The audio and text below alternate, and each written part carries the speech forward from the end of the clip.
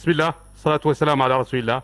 في البداية أعتذر عن التأخر اللي فعلا ما كنا نبقوه، ولا هنا بدو إن شاء الله وقع هذا المؤتمر الصحفي. بسم الله الرحمن الرحيم، وصلى الله على النبي الكريم.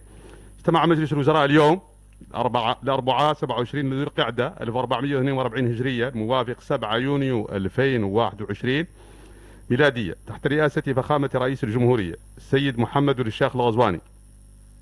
وقد درس المجلس وصادق على مجموعة من مشاريع القوانين والمراسيم والبيانات، نذكر منها مشروع قانوني يعدل بعض أحكام الأمر القانوني رقم 015/2005 الصادر بتاريخ 5 دجنبر 2005 المتعلق بالحماية الجنائية للطفل. يأتي مشروع القانون هذا لسد بعض الثغرات القانونية الملاحظة في مجال الصرامة ضد الحوادث الشنيعة التي يرتكبها مجرمون عائدون وخارجون لتوهم من السجن. ويتنزل هذا المشروع في إطار الإرادة السياسية المعبرة عن الصرامة الحازمة في كل ما يتعلق بالأمن والسكينة والإطمئنان. ويعزز مشروع القانون هذا الممارسة القضائية ضد أصحاب العود، ويحدد الشروط التي يمكن للقضاة بموجبها أن يقرروا عدم السماح للقُصّر الذين تزيد أعمارهم عن 16 سنة بالاستفادة من تخفيف المسؤولية الجنائية. كما يستحدث مشروع القانون عقوبات صارمة ورادعة ضد مرتكب الاغتصاب، وخصوصا الاغتصاب ضد القُصّر. وصادق أيضا مجلس الوزراء على مشروع مرسوم يحدد سقف ونسب مساهمات الضمان الاجتماعي. وسيتدخل معالي وزير الوظيفة العمومية والعمل حول مضامين مشروع المرسوم هذا على أن أعود للرد على أسئلتكم وانشغالات الرأي العام. أشكركم. سيد وزير الوظيفة العمومية والعمل. Merci, bismillah ar-Rahman ar-Rahim. Donc il a été proposé aujourd'hui au Conseil des ministres un projet de décret fixant le plafond et les taux de cotisation de la sécurité sociale. Je porte à votre connaissance que ce régime de sécurité sociale est un régime d'assurance qui comprend 3 branches. La branche pension, la branche risque professionnel et la branche allocation familiale. Et toutes ces branches sont financées par les employeurs et les travailleurs. Et ces 3 branches, que vous connaissez depuis 2011, il y a un taux de cotisation pour les employeurs et un taux de cotisation pour les travailleurs, c'est-à-dire la part patronale comme la part salariale. Et il y a un plafonnement, c'est-à-dire il y avait un plafonnement de 70 000 ouguiya. Quel que soit le salaire que vous avez, si vous pouvez avoir 500 000, 1 million, 2 millions, le patron ne payait que 14% de 70 000 ouguiya, c'est-à-dire c'était le plafond qui était donné. L'employeur aussi ne payait que 1% de ce qu'il a, et le dernier plafond c'est de 70 000 ouguiya. Un employeur qui a 200 000 ouguiya, on lui prenait juste 1% de 70 000 ouguiya. Donc ce plafonnement, ces 14% sont divisés comme suit. Vous avez 9% au niveau de la pension, 2% aux accidents professionnels, c'est-à-dire maladies professionnelles, etc. et 3% pour les allocations familiales. Dans le cadre du programme du chef de l'État, pour valoriser et réviser le régime des pensions, donc le ministère du Travail et de la Fonction publique a entrepris tous les travaux nécessaires par rapport à ce travail.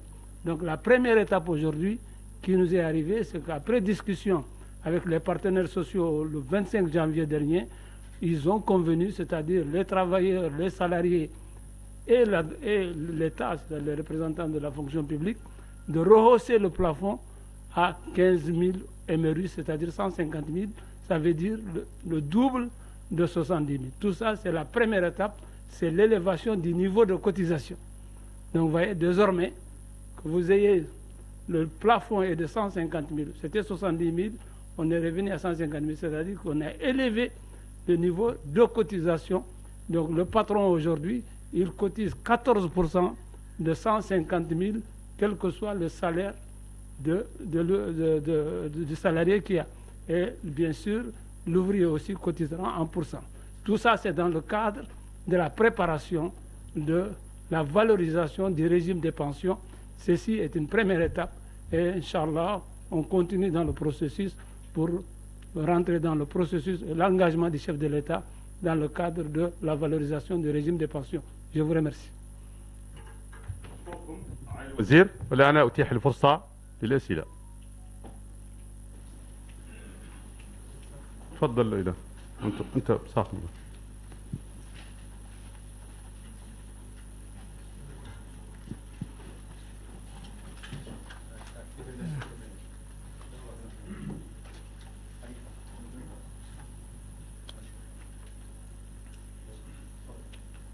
السلام عليكم ورحمة الله. يطول عمره محمدنا، وكالة الأخبار المستقلة. سيد الوزير، شنو السبب في ارتفاع الأسعار الملاحظ حاليا؟ ومدرتي كانوا عنده علاقة بذيك قضية إعادة تصدير الزيت اللي هو أكثر ارتفاع حاليا. شكرا. نعم، سؤال آخر في مريت في مدى. Merci, Monsieur le Ministre. Aujourd'hui, la sécurité sociale souffre plutôt des mauvais payeurs, notamment au niveau du secteur privé, qui se répercutent forcément sur le paiement des allocations et des cotisations. Qu'envisagez-vous pour ce problème?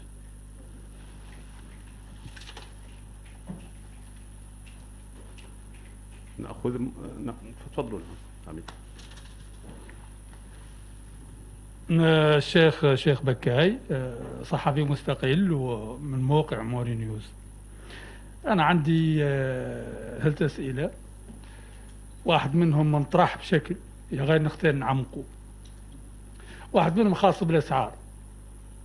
الأسعار كيف قال الزميل مرتفعة، يا غير ما مرتفعة الزيت وحده، مرتفعة بياس كل المواد الاستهلاكية. تعرف نوع من الارتفاع ما هو معقول. هذا يا الله ينقال للموريتانيين أسبابه شنو؟ عنده علاقة بكوفيد، أزمة دولية وفعلا موجودة. ينقال هذا ويشرح وينقنعوا به الناس وراهم ما هم مقتنعين. عنده أسباب أخرى تنقال، يا الله يبرر للناس وراه الرأي العام واحد لا فيه ومتأثر منه كامل. يا غير يخلق شيء، يا غير يبرر.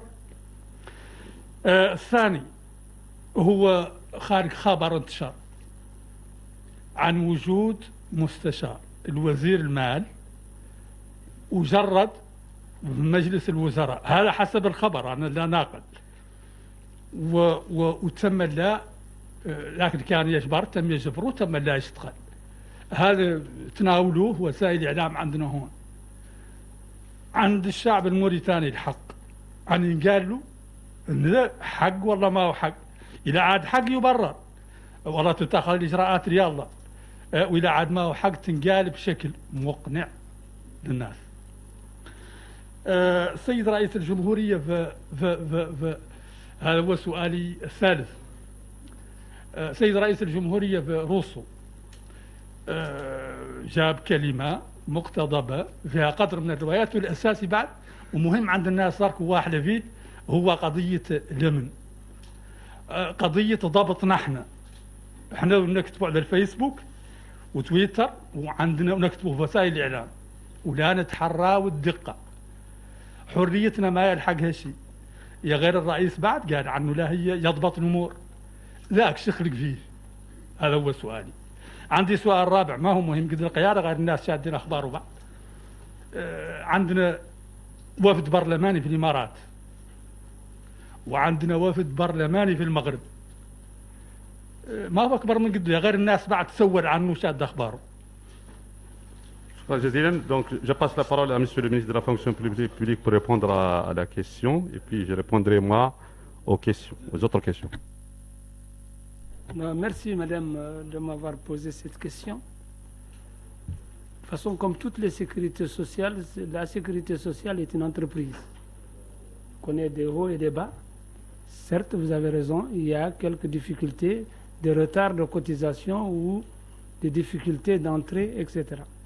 Je peux vous rassurer que la sécurité sociale, depuis que nous sommes là, a entrepris de nouvelles réformes, dont d'ailleurs la sortie d'une dernière promotion de l'ENA dans le cadre de la recherche du recouvrement.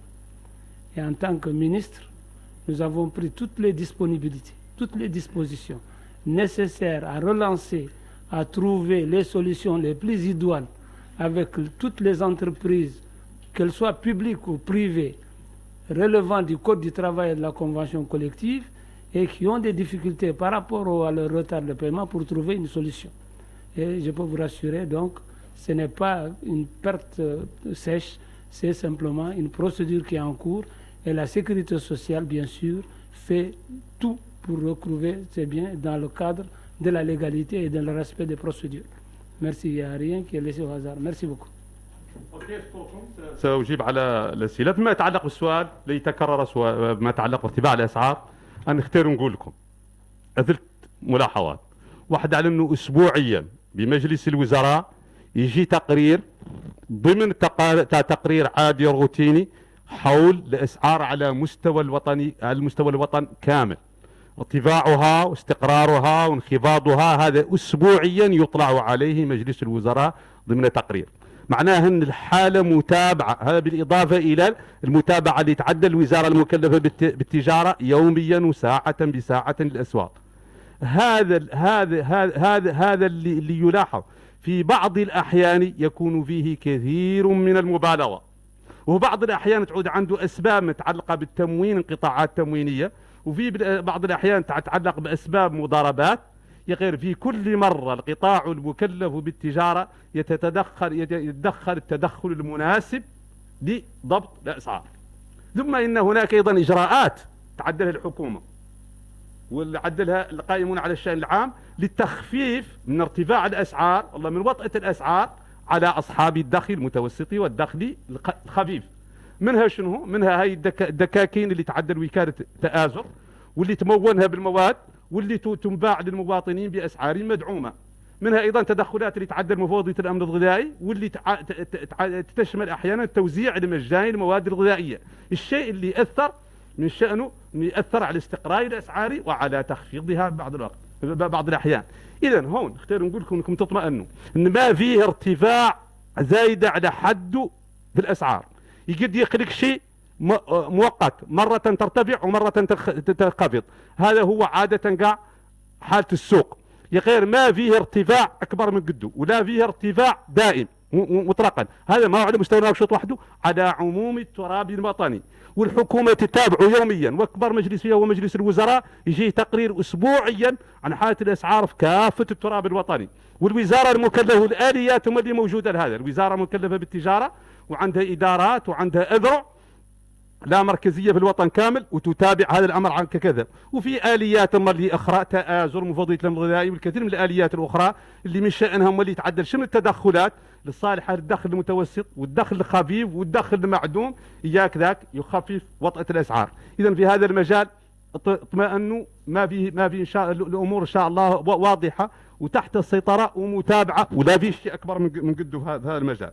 فيما يتعلق بالسؤال لبعض التسريبات، أنا عادة لا أحب أن أتحدث عن حالة شخصية، اللي نقدر نقول بهذا المجال هو أن نجدد لكم على الحكومة حرصها التام على اللي ينقال له محاربة الفساد، وعلى شعارنا في هذه المرحلة وفي هذه العهدة وفي هذه المدة: الفساد صفر، الفساد صفر. إذن أي حالة من تلك الحالات التي تحوم حولها شبهات فساد تأكدوا على أنه يدور يتم فيها التحقيق ويتخذ فيها اللازم، واللي لا يخلو في بعض الأحيان، يعني بعد رد على ما نتكلم عن حالة معينة، عن بعض التهويل في شيء من الأمور. يا غير بعد اللي نقدر نقول لكم أنه عموما القاعدة المجردة دون أن ننزل الأمور على واقعة معينة أو حكاية معينة أو شائعة معينة، أعلنوا أسوى الخالق في هذه العهدة وفي هذه المدة بإذن الله تعالى ما لا يهم إجراءات وقائية ضد الفساد، وفهم إجراءات علاجية كلما ظهر أيضا اشتباه بفساد في مرحلة معينة وفي نقطة معينة. فيما يتعلق بسؤال خاص بخطاب رئيس الجمهورية وضبط الاستغلال السيء للمتاح من الحريات في مجال الإعلام، هذا ظاهر لي انه اللي تعرفوا عنه خالق وحاس بها الرأي العام كامل وحاسين به المواطنين كاملين. يا غير بعد هون نختار نبدأ نقول لكم رواية معينة على النسوة الخالق، على بإذن الله حتى على الحريات لا يتم مضمونة ولا يتم مكفولة ولا يتم موسعة، وكل ما يضمن ويعزز ويكفل ويوسع الحريات هو لا يعدل في هذه المرحلة. يا غير مع ذلك خالق خطوط حمراء اللي الحقها يلعب بالنار كما قال رئيس الجمهورية، ويعرف على أنه يلعب بالنار معناها على أنه لا يترتب على ذلك يترتب عليه. وهذا لنا مجمعين عليه كاملين. ونختار مرة أخرى نأكد على أن الحريات في هذا البلد وفي هذه العهدة وفي هذه المدة لا تعود مصونة ومحفوظة وموسعة ومعززة ومعرضة ومطولة ما لم يكون تلحق لكن قال من الخطوط الحمراء والإشارات الحمراء. عندها يكون اللعب بالنار وعندها يكون الجزاء الأوفى.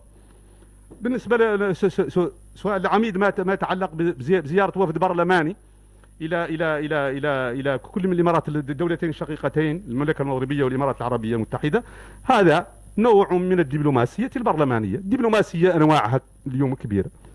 هذا وفود برلمانية تلقت دعاوى من وفود من دول برلمانية، دعوات من وفود من دول برلمانات دول شقيقة، ويدخل في إطار الدبلوماسية البرلمانية اللي هي رافد من روافد الدبلوماسية كلها، وغني عن الإشارة العلاقات الشقيقة والصديقة بين موريتانيا والمملكة المغربية وبين موريتانيا والإمارات العربية المتحدة.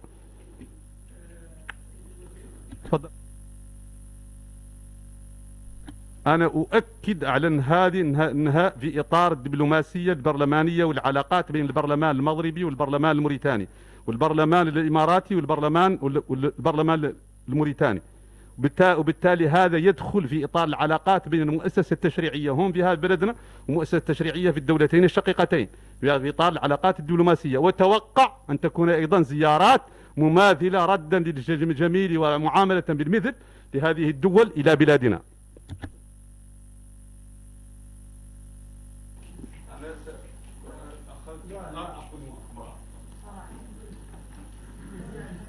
شكرا معالي الوزير. عائشة السباعي، الوكالة الموريتانية للأنباء. مع بدء موسم الأمطار هل من إجراءات عملية ستتخذها الحكومة للحد من الخسائر التي تخلفها الفيضانات في مثل هذه المواسم؟ شكرا.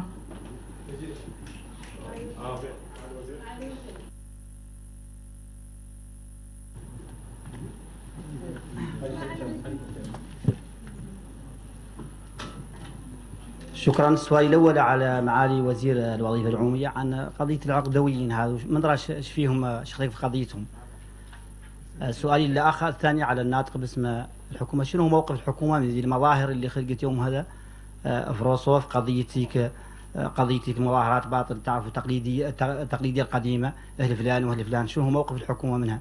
السؤال الأخير معالي الوزير، قضية الأسعار، تقارير طبعا مهمة عند مجلس الوزراء ومهمة عند فخامة الرئيس، لكن في المقابل سيد معالي الوزير هنالك واقع شيئين من قضية الأسعار، قضية الزيت في ارتفاع 200 وقضية بعض المواد الأولية. هل هنالك فرق ميدانية تتأكد من ذلك التقارير تجيب الوزارة كانها صحيحة والله ما هي صحيحة؟ شكرا.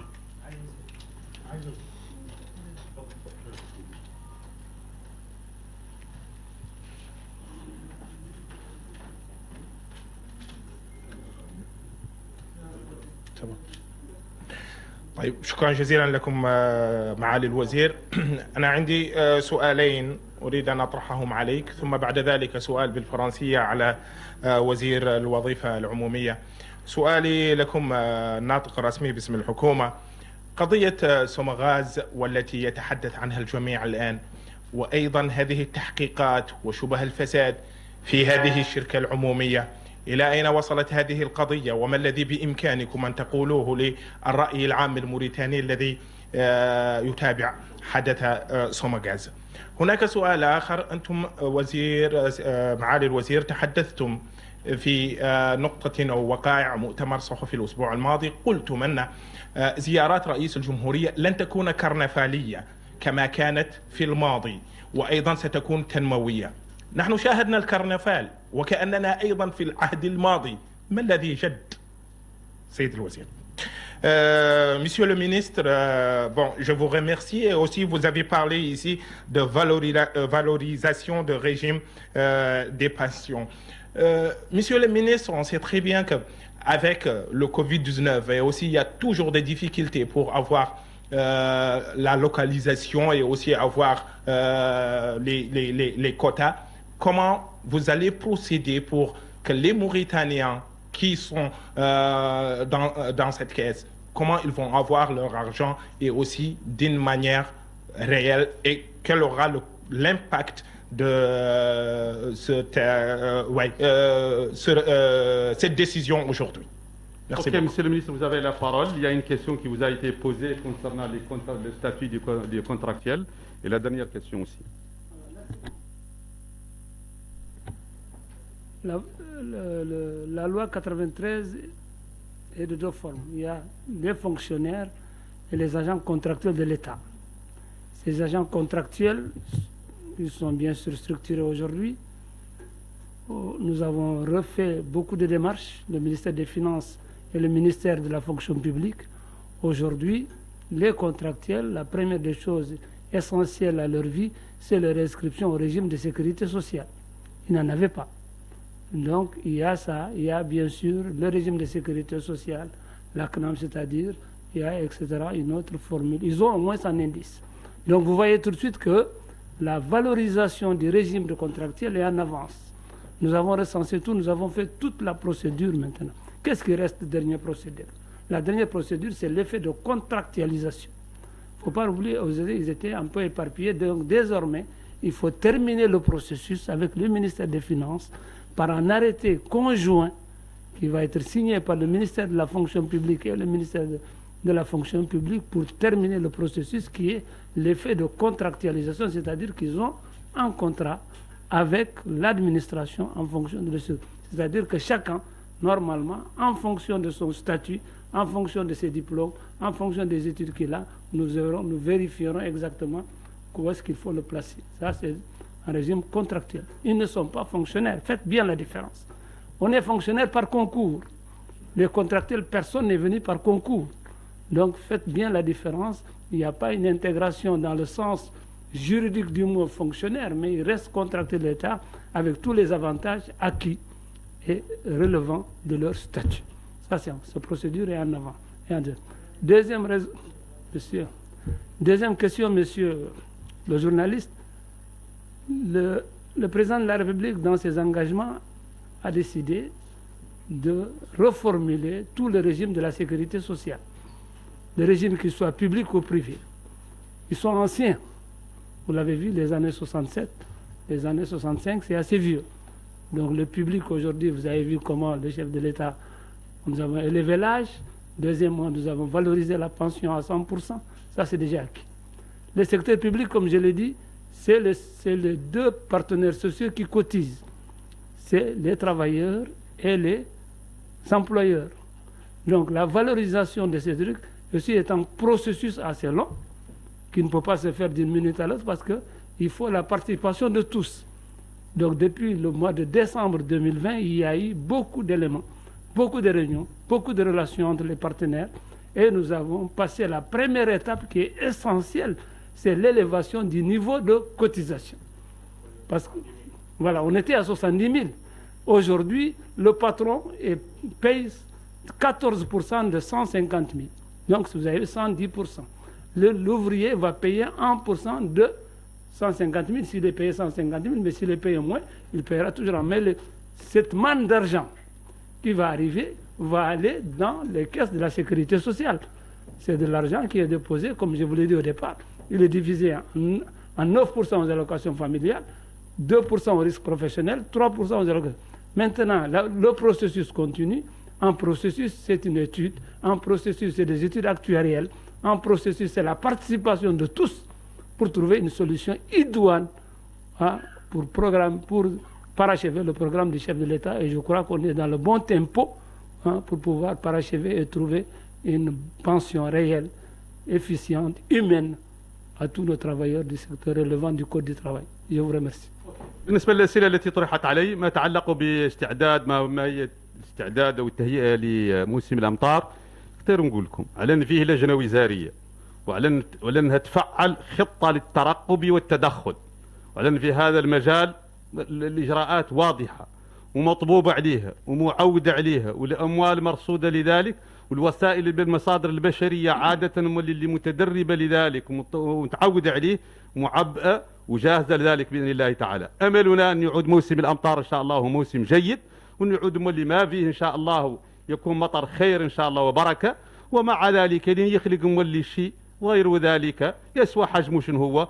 اللجنة الوزارية جاهزة وخطة الترقب والتدخل واضحة والأموال مرصودة والمصادر البشرية الطابعة على ذلك متعودة عليه موجودة. فيما يتعلق بسوماغاز وما أشيع عن سوماغاز، لا نقول لكم احنا مرة أخرى دولة قانون، شي كامل فات عاد في عهدة القضاء، والذين وردت أسماؤهم مؤخرا كاملين اليوم في عهدة القضاء بعهدة وكيل الجمهورية وعند شرطة الجرائم الاقتصادية التحقيق. إلين يعود ذاك نعود احنا نصمته ويعود ذاك يتعلق لا بالقضاء.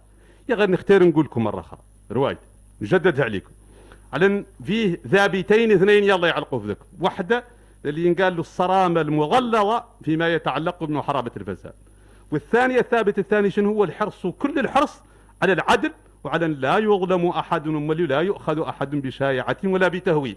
هذا أسقط عليه اللي قد تسمعوا كامل واللي قد يشيع كامل من شبهة فساد هنا وهناك، هذا لا يحكموه ذابتين اثنين، الصرامة المغلظة ضد كل الفساد والحرص على كل الحرص على العدل في أن لا يظلم أحد ولا يؤخذ بشبهة.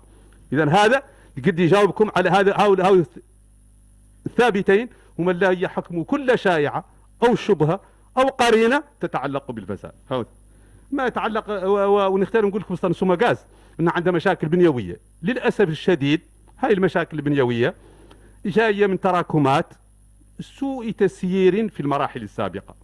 هي على أنها الخزانات اللي عندها ياك تخزن مادة الغاز، على أنهم بحاجة إلى التأهيل والله بحاجة إلى التجديد. واليوم الشركة الوطنية للغاز متباركة مع تجدد واحد من الخزانات الأسفار. ثم إن فاعلا خصوصيا آخر أيضا عاملا في مجال توريد الغاز متبارك مولي مع يعدل مولي خزان آخر. كل هذا ياك يزيد من الفترة الزمنية لنعود مستقلين عندنا التأمين من مادة الغاز، المادة الأساسية مستقلة. يا غير هذا نحن نتعامل مع تراكمات في سوء التقدير كانت وسوء التسيير، يا غير متباركين وعاملين على نصحوها. والوزارة المكلفة بالطاقة هذا كامل معدله له مقاربة وواضح لها ومتباركة معها تعدلوا.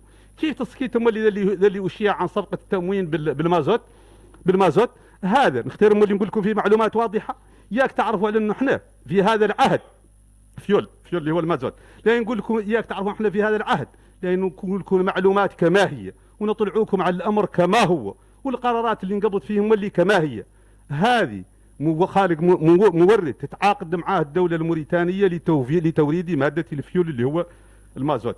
يغير متعاقد معاه اللجنة الوطنية للمحروقات. اللجنة الوطنية للمحروقات من فيها ممثلين عن الدولة، يغير فيها ممثلين عن كل المعنيين باستيراد أو استهلاك مادة الفيول، في سنين وفي صنولك وفي خصوصيين أمسام وغيرهم، وفي كبار هون الموزعين أيضا لمادة الفيول.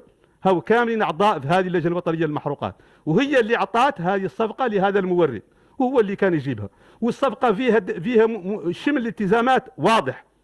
وجات هذه الشحنة الأخيرة إلين جاب المورد جاب شهادة المنشأ معناها سيرتيفيكات دوريجين، وشركة سومير اللي هي المختصة أيضا تأكد يكان المواصفات وصيفة هذه عدلت المواصفات والتدقيق وعندي الإفادات كاملها وقالت على أنه مطابق نقدر نوزعها عليكم مطابق للمواصفات اللي موجودة في دفتر الالتزامات. ولين خلقت اللي هو فيه رايحة معينة ولا خلقت فيه شبهة انطلب من سومير انها تعدل تحقيق آخر، عدلته وأكد على أنها مطابقة من المواصفات. زيد على ذلك انطلب من مكتب خبرة دولي فيريتاس معروف انه يعدل التحقيق المالي. هاي كامل يأكد لكم حرص الحكومة على ان ذاك اللي في دفتر الالتزامات والتعاقد على انه يتم كما هو. انطلب من مكتب خبرة دولي فيريتاس انه يعدل خبرة واكد على الشحنة انها مطابقة للمواصفات. يا غير عقب بعض المستهلكين للفيول اضرت الشحنة ببعض معداته، انطلب من فيريتاس انها تعمق التحليل. عمقت التحليل هي الشحنة ما هي مطابقة للمواصفات. عدلت الحكومة ألزمت المورد بأنه الشحنة يردها وأنه يستبدل أنه يردها عن موريتانيا وأنه يستبدلها مولي الشحنة وفق المواصفات. الشيء اللي تم. ونختار نقول لكم على أن هذا ضرك مقاربة جديدة، مقاربة عدلت الحكومة. غير هذا ما هو جديد 2016 خلقت شحنة هون بنفس المواصفات وبنفس العيوب، ومع ذيك الشحنة دخلت وعملت والله وخزنت هون والله عدلت هون. بينما هذه المرة اتخذت كل الإجراءات وكل التحقيقات وكل المساطر، ولين أثبتت مولي على فهم شبهة، ولزم المورد بأنه يعيد هذه الشحنة الفاسدة، والزم المورد بعد أنه يستبدلها بشحنة وفق المواصفات. إذا مرة أخرى نختاركم تطمئنوا على أن بإذن الله تعالى ما النجاح دينش ولا العدل لا ذاك اللي صالح الشعب الموريتاني وذاك صالح الوطن الموريتاني، ورئيس الجمهورية محمد الشيخ الغزواني حريص على أن ذاك العقد اللي بينه مع الشعب الموريتاني برنامج الانتخابي اللي انتخبه عليه أغلب الشعب الموريتاني على أنه يلتزم به كما هو. وإحنا كحكومة ملزمين وألزمنا فخامة رئيس الجمهورية بعد أن ذاك يطبق كما هو في مواقيته وأسلوبه وحكامته ونظافته.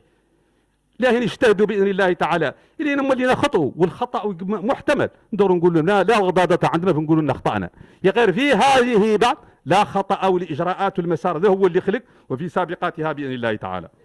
نختار لا حان شوي نختار. مازال سؤال سألني سائل عن زيارة رئيس الجمهورية الأخيرة، وإني قلت أنها تنموية. نختار نقول له أن فعلا زيارات رئيس الجمهورية أنها تنموية، ولا نعطيه الأدلة على ذلك. شوف هذه الزيارة مكنت رئيس الجمهورية من يدشن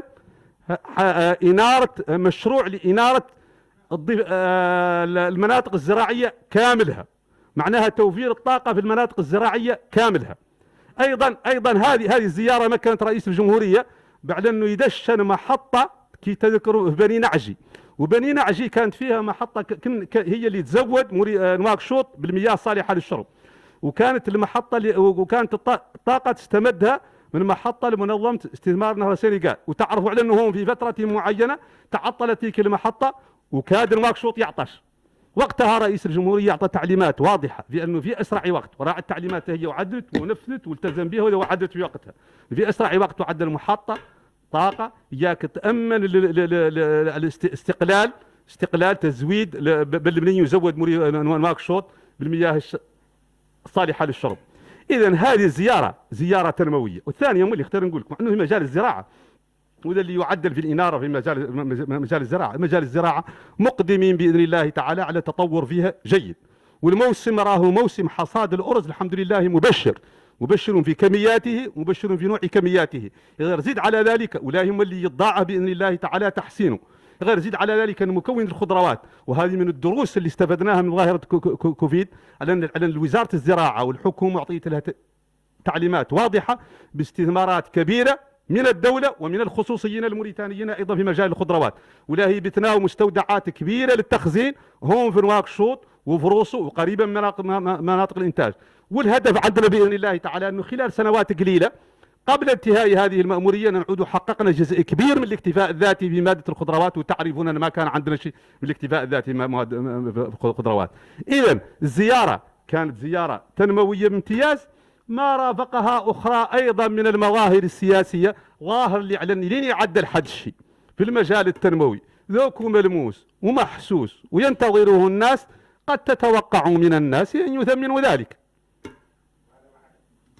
وهذا ما حدث بالضبط.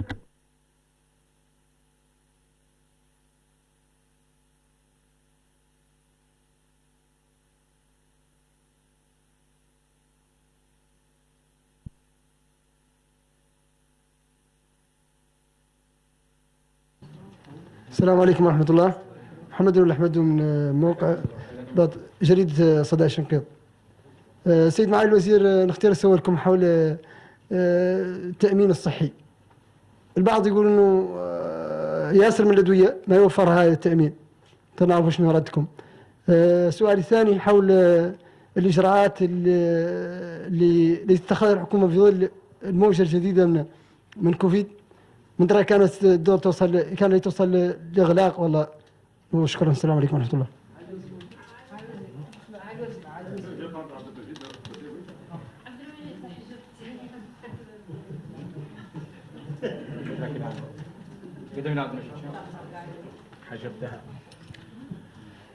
شكرا معالي الوزير.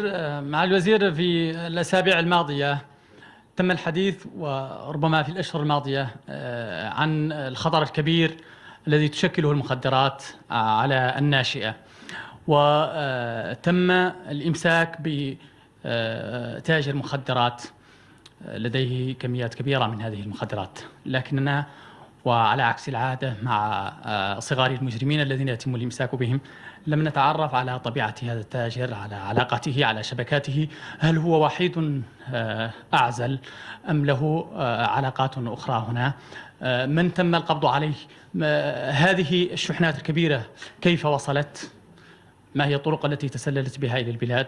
كل هذه الإجراءات المواطن الموريتاني يحتاج إلى توضيحات حولها. مدير العام للصحة حذر من موجة ثالثة من كورونا، وتحدث عن نسبة إصابات بلغت 5%. ما هي الإجراءات التي اتخذتها الحكومة من أجل الوقوف في وجه هذه الموجة الثالثة من كورونا؟ شكرا مع الوزير.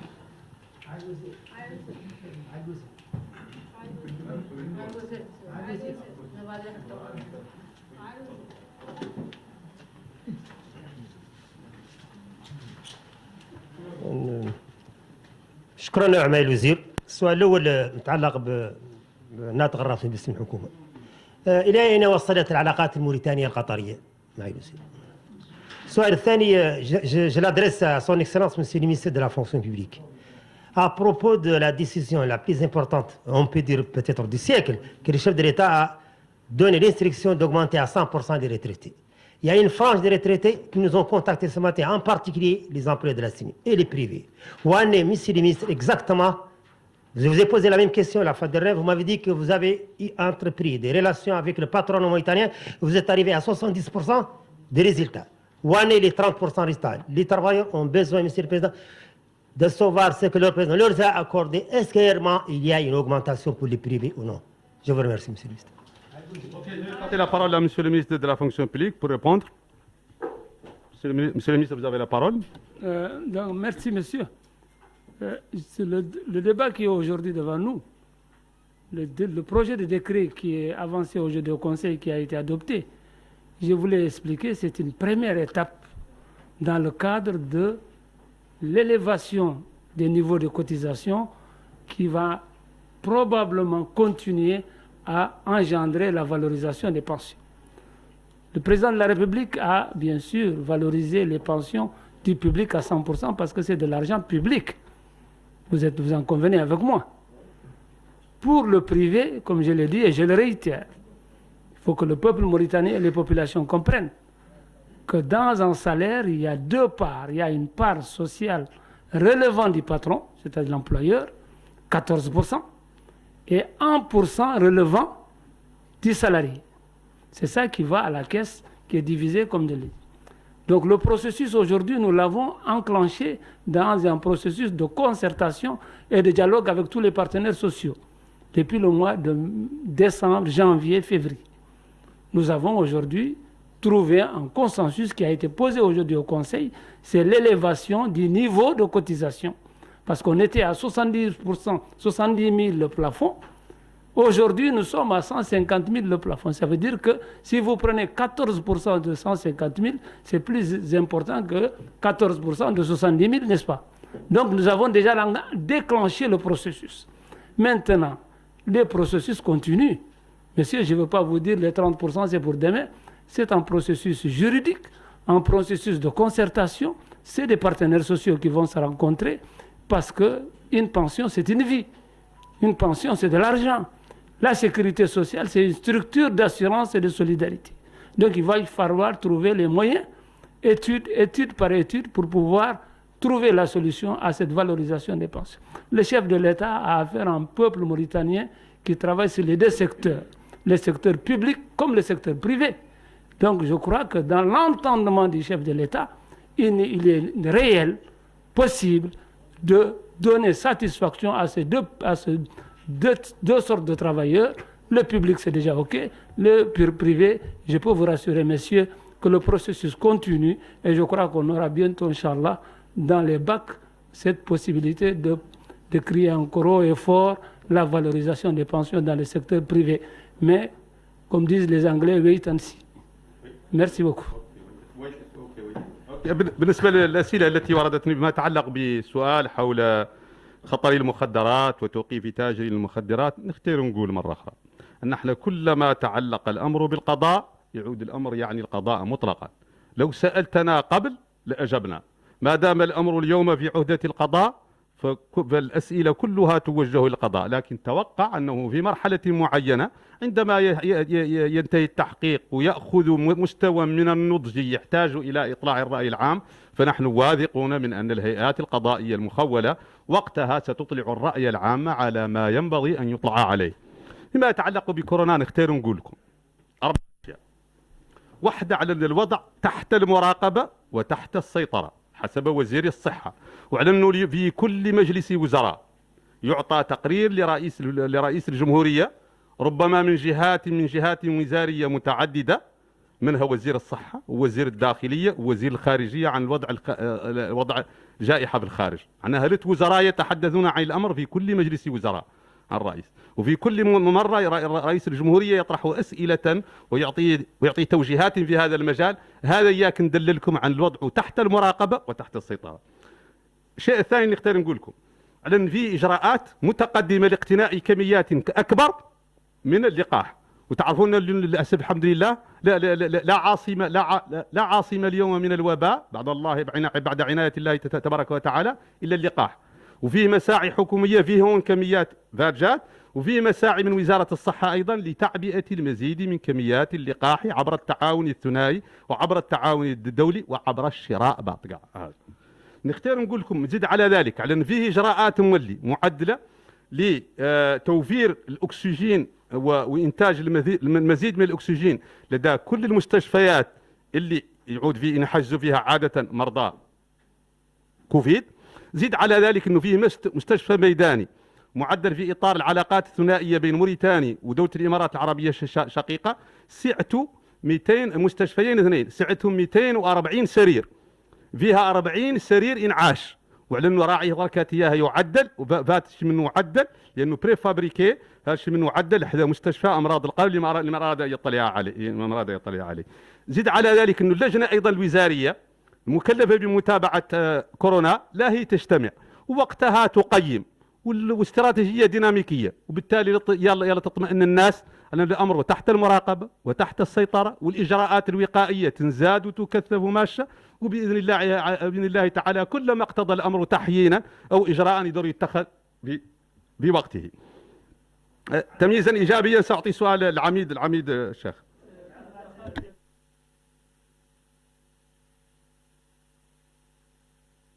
هذا المحامين، هذه هيئة الدفاع عن الرئيس السابق محمد بن عبد العزيز تتهم السلطة التنفيذية بأنها واضعته تحت ظروف ما هي طبيعية خارج القانون. نقدر نتصور الرد يا غير يشرحوا للناس؟ بما أن قلنا لكم مرات على أن كل ملف تحت عهدة القضاء على أنه يعني لا القضاء، غير بما أن الأمر فيه شيء من اتهام السلطة التنفيذية فيما يتعلق ببعض الأشياء نختار نوضح فيها مولي شيء، غير هذا لا ينقص من الأمر شيئا على أن الملف على أنه ملف قضائي خالص، على أنه أيام كان تحقيقا كان عند البرلمان، أيام كان تحقيقا قضائيا كان عند النيابة العامة، أيام ارتقى لنعاد قرائن وتهم كان عند قطب التحقيق في جرائم مكافحة الفساد، لإحالة إلى السجن، كل ذلك من اختصاص القضاء. احنا في السلطة التنفيذية لا يعنينا مطلقا، غير بما أن ورد اتهام للسلطة التنفيذية أنها عدلت السجن قبل أن يحال الرئيس السابق إلى السجن. نختار نقول لكم بالأرقام وبالتواريخ. أعلن قرار تحويل جزء مدرسة الشرطة إلى سجن أنه انقبض يوم 23 يونيو، وأعلن الرئيس السابق تمت إحالته إلى السجن من طرف القضاء اللي هو المختص مرة أخرى يوم 22، وأعلن هذا الإجراء ما هو جديد في الفترة الماضية، وحولت انقباض قرارات ياسر حولت بها مدرسة الشرطة وثكنة الشرطة وقاعدة صلاح الدين كلها يحولها القضاء إلى سجن مؤقت لحالات معينة وسجن دائم لحالات معينة. معناها هذا الإجراء ما هو جديد، كان لا يخلق وقد انقبضت، ونقدر نعدد لكم منه 5 حالات والله 6 انقبضت، كونه انقباض لا انقباض سابق لا انقباض عاقب، انقباض يوم 23 وهو والرئيس السابق أحيل إلى السجن يوم 22. ما يتعلق بأسباب إحالته أعتقد أنه المراقبة القضائية، هو كان تحت المراقبة، الرئيس السابق كان تحت المراقبة القضائية، امتنع عن ذيك المساطر اللي تقول المراقبة القضائية مرتين بأنه يجي للشرطة ويسجل، وكتب ذاك على صفحته الفيسبوك. القضاء تعامل مع ذلك وفي ذا النوع من الحالات إلى ما يقبل حد المراقبة القضائية اللي هي مرحلة دون السجن يحيل دائما للسجن، وهذا ظاهر انه هو المسطره العاديه. فيما يتعلق لانه اعلن بعض افراد اسرته ممنوعين من زيارته، لا، هو المعلومات المؤكده انه يزوره 2 من افراد عائلته يوميا، وهو اللي يختار هويتهم. الحد من الزيارات هذا معدل لكل الناس اللي موقوفه نتيجه الاحترازات اللي كنا نتكلم عنها الان ما يتعلق بكورونا. اذا لا جديد في الأمر مطلقا، ولا تدخل للسلطة التنفيذية مطلقا في هذا المسار، وكل اللي عندها كذراع ينفذ في بعض الأحيان بعض ما تقوله القضاء يتم وفق القانون ووفق المسطرة، ولا علاقة لنا بالملف مطلقا. أشكركم والسلام عليكم ورحمة الله.